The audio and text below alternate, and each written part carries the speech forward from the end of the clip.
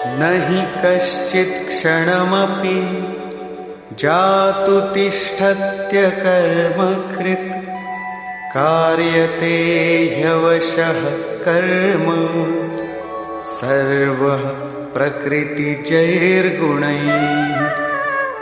কর্ম না করে কোনো পুরুষ ক্ষণমাত্রও থাকতে পারে না, কারণ সকলেই প্রকৃতিজাত গুণত্রয় দ্বারা মোহমুগ্ধ হয়ে কর্ম করে।